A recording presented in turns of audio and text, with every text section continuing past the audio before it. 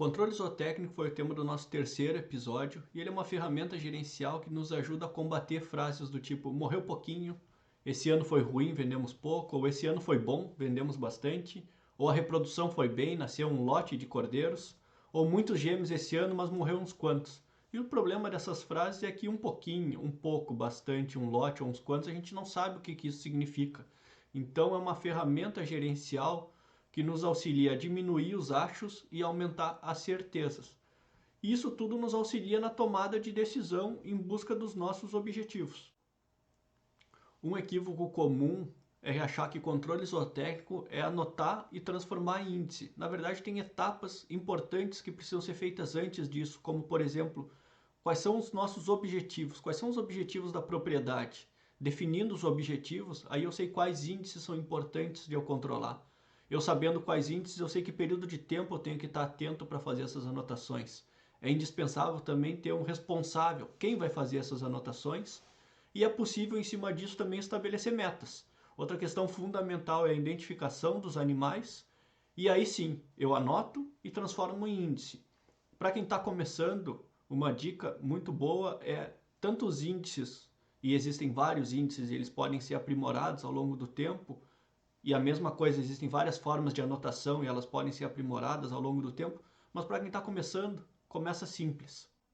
Quais índices são importantes? Talvez seja a pergunta mais frequente que a gente tenha recebido. A gente até fez um post no nosso Instagram, @maisovinos, mostrando que existem vários índices. E o que vai definir qual é importante é exatamente o objetivo de cada propriedade.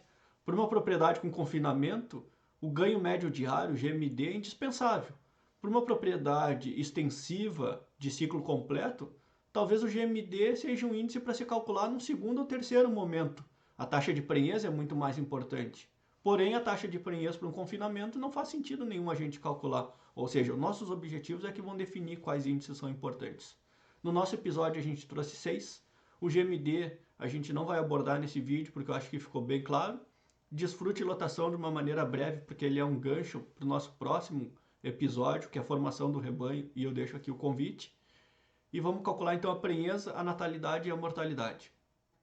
Aqui um exemplo hipotético, uma propriedade comercial com 300 ovinos, sendo que destes 250 ovelhas, 40 borregas, 7 carneiros e 3 rufiões. Rufiões é o macho vasectomizado, ou seja, ele faz a monta, mas ele não tem capacidade de prenhez. Nessa propriedade ela vende toda a sua produção ao desmame, ou seja, a organização dela é dessa forma. E após o encarneiramento teve no diagnóstico 260 prenhezes e nasceram 286 cordeiros. Foram desmamados 200, que foram os animais que foram comercializados então. Prenhez, natalidade e mortalidade dessa. Prenhez, se vocês lembram, é o número de fêmeas acasaladas prenhas dividido pelo número de fêmeas acasaladas vezes 100 para a gente ter por porcentagem. Então nesse exemplo aqui a gente teve 260 fêmeas diagnosticadas prenhas, de um total de 290 fêmeas que a gente tinha, lembra? 250 mais 40, 290 fêmeas. A gente pode fazer também por categoria. Se a gente soubesse quantas prenhas eram ovelhas adultas e quantas eram borregas, a gente podia ter também o índice por categoria. Mas que nem eu falei, num primeiro momento ter o índice de prenhas já é muito bom. Num segundo momento a gente vai avançando. Nesse caso, dividindo 260 por 290 vezes 100, a gente vai ter 89% da nossa taxa de prenhez. Agora vamos calcular a nossa taxa de natalidade, que também é a nossa taxa de prolificidade. Número de cordeiros nascidos dividido pelo número de fêmeas acasaladas vezes 100. Nesse exemplo aqui, então a gente teve 286 cordeiros que nasceram, dividido por 290, que era o nosso número de fêmeas acasaladas, vezes 100, a gente teve quase 100%, a gente teve 98% de taxa de natalidade. Ou seja, a gente ia ter quase um cordeiro por matriz. E o nosso terceiro índice é a mortalidade.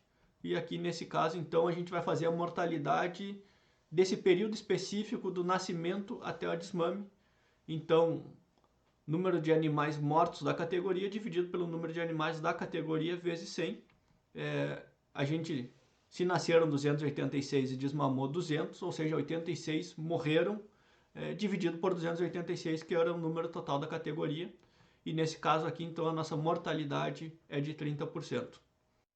Nesse exemplo hipotético, agora que a gente tem os índices da propriedade, eles vão nos auxiliar a tomar decisões. Auxiliar, não que a gente vá tomar decisões única e exclusivamente pelos índices, mas, por exemplo, a taxa de prenhez ela poderia ser um pouco melhor. Daí a gente começa a avaliar o que lá no encarneiramento será que a gente errou. Será que a gente colocou fêmeas que não estavam com score de condição corporal adequado? Será que a proporção de carneiros para a matriz estava adequada? E assim a gente vai olhando. Nesse exemplo, ficou muito claro que o local onde a gente deveria ter uma maior atenção foi na mortalidade. A gente teve 30% de mortalidade, ou seja, a parte neonatal, ali da parição até o desmame, deveria ser observada melhor nessa propriedade, deveria ser readequada. Para falar um pouquinho sobre lotação, então primeiro a gente pega a tabela para ter as categorias e as suas cargas animais. Vamos multiplicar pelo que a gente tem nessa propriedade e a gente chegaria em 45,6 unidades animais. Lembrando que uma unidade animal são 450 kg de peso vivo, que é um bovino adulto normalmente. Isso serve para a gente comparar posteriormente as atividades dentro da nossa propriedade e definir se a gente vai ter mais ovinos, menos ovinos, vamos definindo as estratégias da propriedade. Sobre o desfrute, nesse exemplo, então a gente vendeu 200 animais, tínhamos um rebanho de 300, mantivemos os 300, isso é importante, a gente controla o saldo, e nesse caso a gente teria um desfrute de 66%. Se nós tivéssemos perdido menos animais, a gente comercializaria mais e nós teríamos um desfrute melhor nesse caso. E agora a gente sabe aonde a gente está indo bem e aonde a gente precisa corrigir. E mesmo estando bem, a gente pode melhorar sobre os nossos índices e associar todos esses índices aos controles econômicos. E a gente vai ter um episódio só para isso, que é o nosso episódio número 28. Eu espero que vocês tenham gostado. Eu me chamo Ney e nós estamos aqui por mais ouvidos.